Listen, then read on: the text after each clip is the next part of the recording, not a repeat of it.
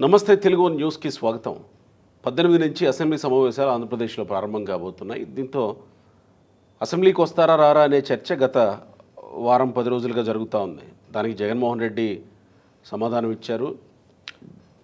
అప్పుడప్పుడు రఘురామకృష్ణరాజు గారు దీని మీద మాట్లాడుతూ డిస్క్వాలిఫై చేసే అవకాశం ఉంది అని మాట్లాడడం, దీని అంతటి నేపథ్యంలో కొంత వస్తారా రారా అనేదే చర్చ నడుస్తుంది. నిన్న స్పీకర్ క్లియర్గా లోక్సభ స్పీకర్ వచ్చిన నేపథ్యంలో తిరుపతిలో జరిగిన సభలో నో వర్క్ నో పే లాగా ఇక్కడ కూడా అసెంబ్లీకి రాకపోతే శాలరీస్ కట్ చేద్దాం అనే ప్రతిపాదనని లోక్సభ స్పీకర్కి అభ్యర్థించారు ఆంధ్రప్రదేశ్ స్పీకర్ అయ్యన్న పాత్రుడు గారు. మనకు తెలుసు 60 రోజుల పాటు అసెంబ్లీ సెషన్స్కి అటెండ్ కాకపోతే కంటిన్యూస్గా డిస్క్వాలిఫై చేసే అవకాశం ఉంది. అది ఆ డిస్క్రిప్షను స్పీకర్కి ఉంటుంది. కానీ నో వర్క్ నో పే అనేది స్పీకర్కి లేదా? ఈ విషయాన్ని లోక్సభ స్పీకర్కి ఎందుకు అభ్యర్థించాల్సి వచ్చింది అయ్యన్న పాత్రుడు గారు? అప్సాన్ రాజేష్ గారు ప్రముఖ రాజకీయ సామాజిక విశ్లేషకులు ఉన్నారు. నమస్కారం అప్సాన్ గారు. నమస్కారం. మనం ఇప్పటివరకు మాట్లాడుతూ వచ్చాం, ఎమ్మెల్యేలు రావాలి, వాళ్ళకి ఇచ్చిన అవకాశాన్ని సద్వినియోగం చేసుకోవాలనేది రెగ్యులర్గా మనం మాట్లాడుతూనే ఉన్నదే. సరే, వాళ్ళ స్టాండ్ ఏంటో జగన్మోహన్ రెడ్డి మొన్న చెప్పాడు. అదే విషయాన్ని సజ్జల బొగ్గన వీళ్ళంతా చెప్తూ వస్తూనే ఉన్నారు. అయితే ఇక్కడ డిస్క్వాలిఫికేషన్ అటుంచితే no work no pay apply చేద్దాం అనేది రాష్ట్ర ప్రభుత్వ వినతి. ఇది మనం ఇన్ ద సెన్స్ ఒక రాష్ట్రం కేంద్రానికి అభ్యర్థించాల్సిందేనా? శాసనసభాపతిగా స్పీకర్ గారికి చాలా విశేషాధికారాలు ఉంటాయి. సభ్యుల మీద క్రమశిక్షణ చర్యలు తీసుకోవాలి అన్న, ఒక్కొక్క సందర్భంలో ప్రివిలేజెస్కి భంగం కలిగింది అనుకున్నప్పుడు తాత్కాలికంగా వారి శాసనసభ్యత్వాన్ని రద్దు చేయాలి అన్న, అంటే over a span of period, లేదు వారి మిగిలిన కాలం మొత్తానికి కూడా వారిని డిస్క్వాలిఫై చేయగలగాలి అన్న కూడా సభ సాంప్రదాయాలకి సభ నియమాలకి భంగం కలిగింది అని చెప్పని స్పీకర్ గారు భావించిన పక్షంలో 100% ఆ శాసనసభ్యుడి భవిష్యత్తుని నిర్దేశించే అధికారం స్పీకర్ గారికి ఉంది. మనం ఆ విధంగా అధికారాన్ని ఎక్సర్సైజ్ చేసింది ఆంధ్రప్రదేశ్ రాష్ట్రంలో కొన్ని సందర్భాల్లో చూసాం. అలాగే వాళ్ళ వివిధ రాష్ట్రాల్లో కూడా చాలా సందర్భాల్లో చూస్తూ వస్తున్నాం. మనం మహారాష్ట్రలో గవర్నర్ గారి పట్ల అవమానకరంగా ప్రవర్తించారు అని చెప్పని అప్పటికప్పుడు 2 శాసనసభ్యులని డిస్క్వాలిఫై చేశారు. అలాగే ఆంధ్రప్రదేశ్ ఉమ్మడి రాష్ట్రంలో కూడా నాటి స్పీకర్గా ఉన్న సురేష్ రెడ్డి గారి గురించి నాడు అద్దంకి శాసనసభ్యులుగా ఉన్న కరణం బలరాం గారు ఎక్కడో బయట ఏదో ఒక రాజకీయ ప్రసంగంలో స్పీకర్ గారిని ఉద్దేశించి అభ్యంతరకర వ్యాఖ్య చేశారు అని చెప్పని. వాస్తవంగా ఆయన ఏం బూతులు వాడలా, డిక్టేటర్ అనే పదాన్ని వాడారు. ఓకే.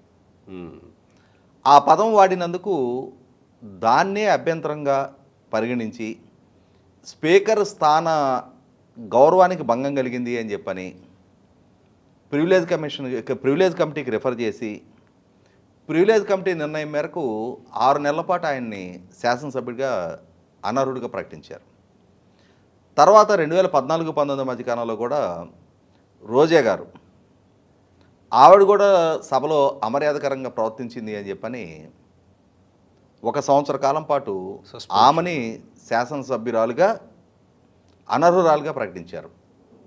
అంటే 1 సంవత్సర కాలం పాటు ఆమెకి శాసనసభ్యురాలుగా ఉండే హక్కులు మర్యాదలు అన్నిటినీ కోల్పోతారు, అధికారాలు. అలాగే తెలంగాణలో కూడా కోమటిరెడ్డి వెంకటరెడ్డి గారు, సంపత్ కుమార్ గారి మీద సస్పెన్షన్ వేటు పడ్డ తీరు కూడా మనం గుర్తు చేసుకోవాలి. అంటే ఈ విధమైన అధికారాలు స్పీకర్ కార్యాలయానికి ఉన్నాయి. పార్టీ ఫిరాయింపు చట్టానికి లోబడి ఎవరైనా పార్టీ ఫిరాయింపులకి పాల్పడ్డారు అని చెప్పని ఆయన దగ్గర నిర్ధారణ అయినా సరే, అలాగే మనం ఇందాక ప్రస్తావించుకున్నట్టుగానే, ఎందుకంటే ఏ శాసనసభ్యుడైనా సరే శాసనసభ్యుడిగా అసెంబ్లీలో ప్రమాణ స్వీకారం చేసే రోజు శాసనసభ నియమాలకు సాంప్రదాయాలకు కట్టుబడి ఉంటాము అని చెప్పని ప్రమాణ స్వీకారం చేస్తారు. ఆ ప్రమాణ ఉల్లంఘన జరిగింది అని చెప్పని భావించినప్పుడు చర్య తీసుకునే అధికారం శాసనసభాపతికి రాజ్యాంగం కట్టబెట్టింది. ఇప్పుడు ఆంధ్రప్రదేశ్ రాష్ట్రంలో తలెత్తుతా ఉన్నది ఇంకొంచెం ప్రత్యేక పరిస్థితి.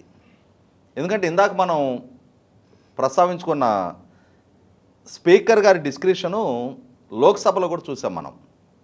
సోమనాథ్ చటర్జీ గారు స్పీకర్గా, లోక్సభ స్పీకర్గా ఉన్న రోజున, ఆ రోజున ప్రశ్నోత్తరాల్లో ప్రశ్నలు సంధించడం కోసం డబ్బులు తీసుకుంటున్నారు అని చెప్పని కొంతమంది సభ్యుల మీద ఆరోపణలు వచ్చినప్పుడు, ఆ ఆరోపణలు నిజము అని చెప్పని నిర్ధారణ అయిన తర్వాత నాడు లోక్సభ స్పీకరు సోమనాథ్ చటర్జీ గారు 5 లోక్సభ సభ్యుని డిస్క్వాలిఫై చేశారు.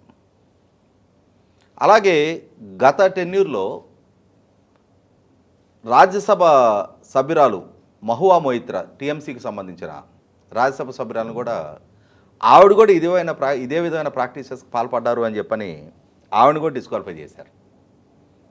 అంటే ఇక్కడ సభ్యుల సభ్యత్వాన్ని కొనసాగించడమా రద్దు చేయటం అనే డిస్క్రిప్షన్ స్పీకర్ గారికి,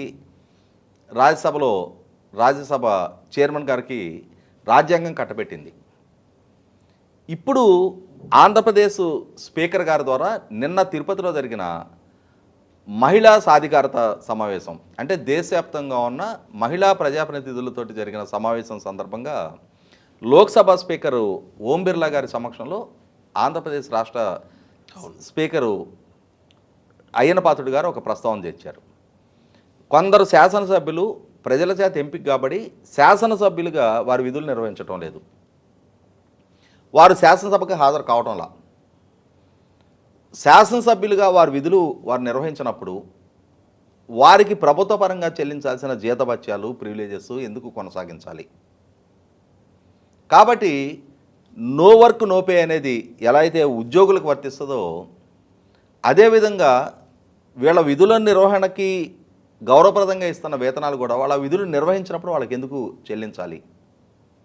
ఎందుకంటే వాళ్ళు ఒక 5 సంవత్సరాలు శాసనసభ్యుడిగా పనిచేస్తే నెక్స్ట్ టెన్యూర్ మళ్ళీ శాసనసభ్యుడికి ఎంపిక కాకున్నా కూడా జీవితకాలం అతనికి పెన్షన్ సౌకర్యం కల్పిస్తూ ఉన్నారు. నెల రోజులు చేసినా వస్తుంది, అట్లా నెల రోజులు ఎమ్మెల్యేగా చేసినా జీవితాంతం పెన్షన్ వస్తుంది. మరి అటువంటప్పుడు ఆ విధమైన గౌరవ మర్యాదలు, ప్రజలు కట్టిన పన్ను డబ్బు నుంచి ఆ వెసులుబాటు వాళ్ళకి కల్పిస్తూ ఉన్నప్పుడు వాళ్ళ అసలు సిసలు విధులు ఇవాళ మన డే టు డే అడ్మినిస్ట్రేషన్లో శాసనసభ్యులకు అసలు ఏ సంబంధ బాంధవ్యాలు లేవు. రాజ్యాంగం ప్రకారం శాసనసభ్యులు ప్రజల చేత ఎంపిక కాబట్టి శాసనసభకు హాజరయ్యి ప్రజాప్రతినిధులుగా ప్రజలకు సంబంధించిన అంశాల గురించి చర్చించాలి, ప్రభుత్వ బిజినెస్ గురించి చర్చించాలి, శాసనాల రూపకల్పనలోనే వాళ్ళు భాగస్వాములు కావాలి. కానీ ఇవాళ మనకేమైపోయిందంటే శాసనసభ్యుల్ని ఒక ప్రాంతానికి ఒక సామంతరాజుల్లాగా ఎవరికి వాళ్ళని మనం ప్రకటింపజేసి ఇవాళ ఆ ప్రాంతానికి సంబంధించిన అన్ని కార్యకలాపాలు వాళ్ళ అనుమతితోటే నడిచే విధమైన స్థాయికి మనం వాళ్ళకి అధికారాలు కట్టబెడుతూ వెళ్తున్నాం. అసలు సిసలు రాజ్యాంగం ద్వారా వాళ్ళకి సంక్రమించిన హక్కు వచ్చేటప్పటికి, బాధ్యత వచ్చేటప్పటికి వారు శాసనసభ్యులుగా శాసనసభకు హాజరు కావాలి. అయితే ఇక్కడ జరుగుతున్నది ఏంటంటే జగన్మోహన్ రెడ్డి గారి నాయకత్వంలో ఉన్న YCP party 2024 June 12 Chandrababu Naidu గారి నాయకత్వంలో ఎన్డీఏ కూటమి ప్రభుత్వం పదవి బాధ్యతలు చేపట్టిన తర్వాత జరిగిన మొట్టమొదటి అసెంబ్లీ సమావేశాలకి సభ్యులుగా ప్రమాణ స్వీకారానికి హాజరయ్యారు. ఆ తర్వాత శాసనసభని మేము బహిష్కరిస్తున్నాము, జగన్మోహన్ రెడ్డి గారికి ప్రధాన ప్రతిపక్ష నాయకుడు హోదా ఇవ్వని కారణంగా ప్రధాన ప్రతిపక్ష నాయకుడు హోదా ఇస్తేనే మేము సభకి హాజరవుతాము, లేకుంటే హాజరు కాము అని చెప్పని ఇవాళ ఆ పార్టీ నుంచి ఎంపికైన 11 మంది శాసనసభ్యులు సభను బహిష్కరిస్తూ ఉన్నారు. అంటే ఇక్కడ శాసనసభలో ప్రధాన ప్రతిపక్ష నాయకుడిగా ఆ బాధ్యత వారికి అప్పజెప్పాలి అన్నా కూడా సభలో కొన్ని నియమాలు ఉన్నాయి, కొన్ని సాంప్రదాయాలు ఉన్నాయి.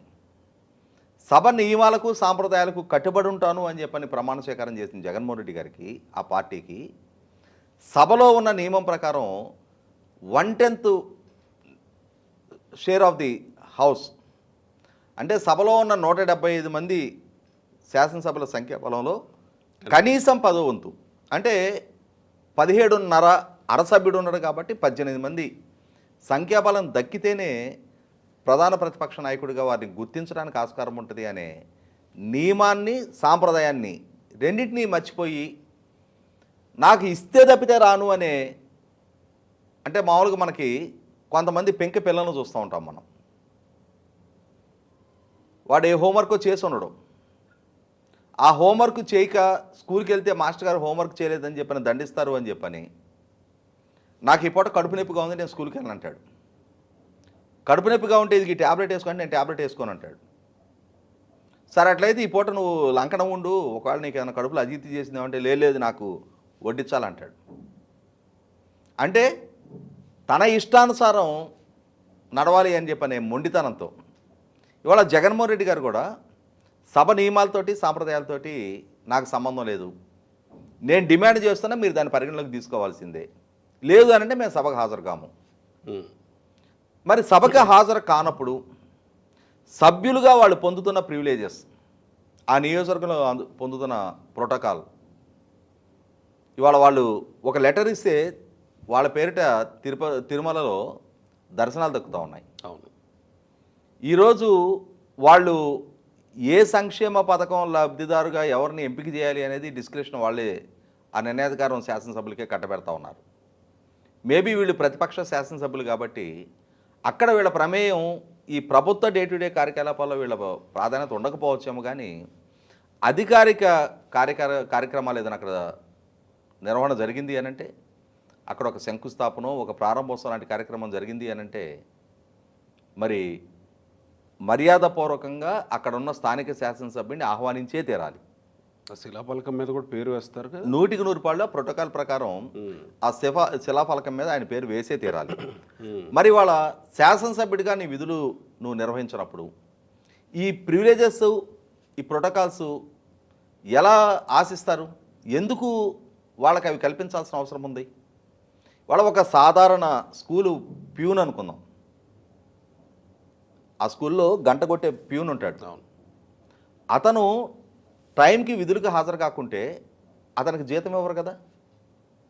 అతను ఒక మెడికల్ సర్టిఫికెటో ప్రాపరు రీజన్ తోటి లీవ్ లెటర్ పంపించకుండా, అంటే ఎటువంటి ఇంటిమేషన్ లేకుండా విధులకి హాజరు కాకుంటే డెఫినెట్గా అతని మీద క్రమశిక్షణ చర్యలు తీసుకుంటా ఉన్నారు కదా. ఒక సాధారణ దిగువ స్థాయి ఉద్యోగికి ఆ విధమైన రూల్స్ వర్తించినప్పుడు లక్షలాది మంది ప్రజలకి ప్రతినిధులుగా ప్రజల చేత ఎంపిక కాబడి రాజకీయాల్లోకి రావటం రాకపోవటం అనేది ఆ వ్యక్తుల ఇష్టాయిష్టాల మీద ఆధారపడి ఉంటుంది.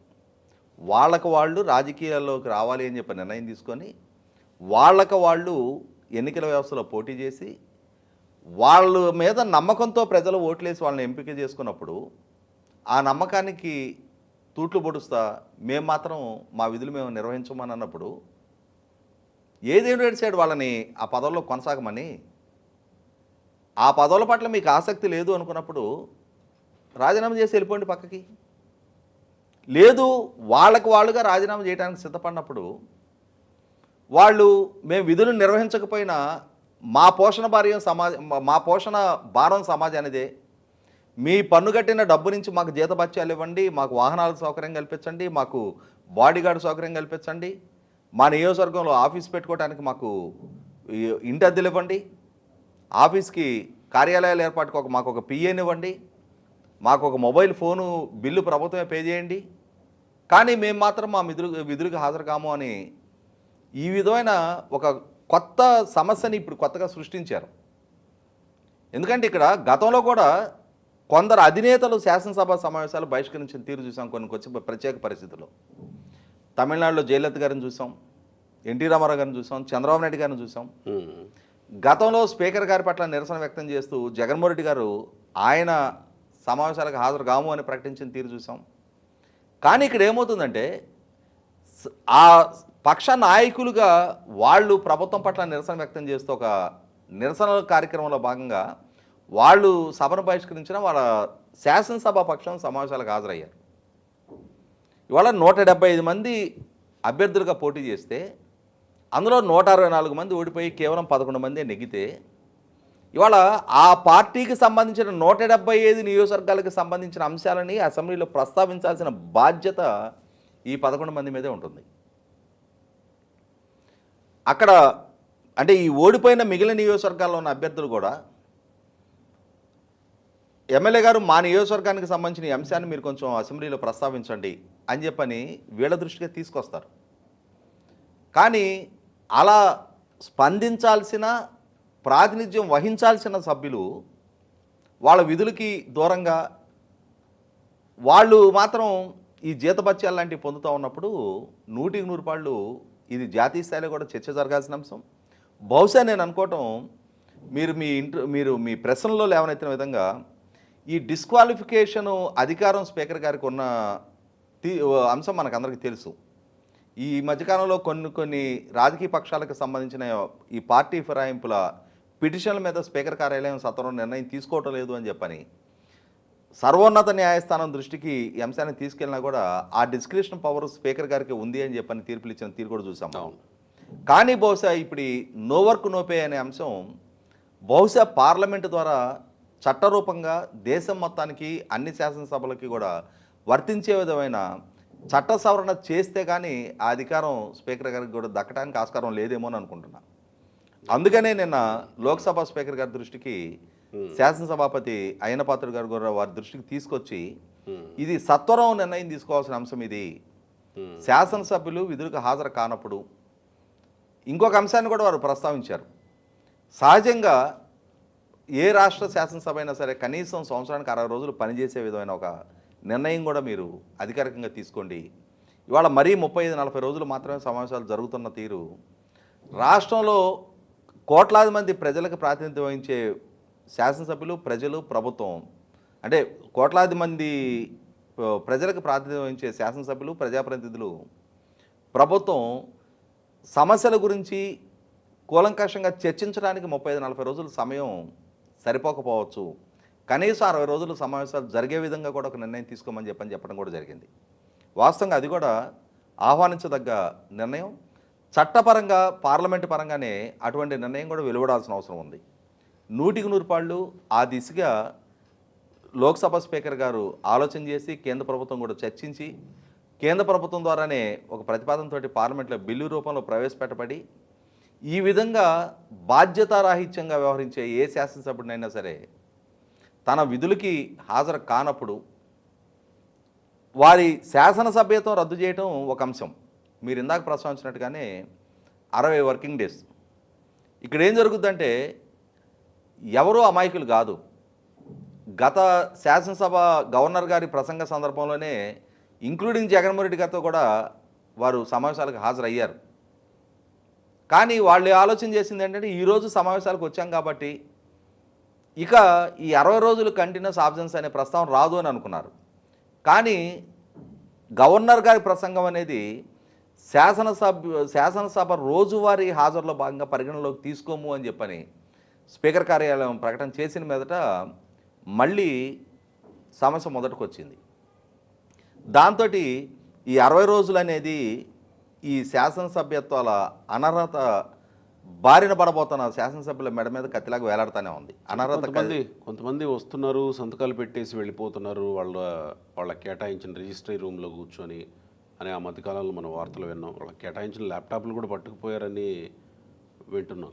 నేను ఇందాక చెప్తుంది అదే, గుర్రం గుడ్డిదైనా మేతకి దానాకి కొరవలేదు అని చెప్తున్నది. ఇవాళ జీతభత్యాలు పొందటం కోసం రిజిస్ట్రీలో సంతకం పెట్టి వెళ్తే సరికాదు కదా. అధికారికంగా శాసనసభకు హాజరు కావాలి. సభ్యులుగా ప్రజల చేత ఎంపిక కాబడ్డ ప్రతినిధులుగా మీ బాధ్యతలు, మీ విధులు మీరు నిర్వహించే తీరాలి.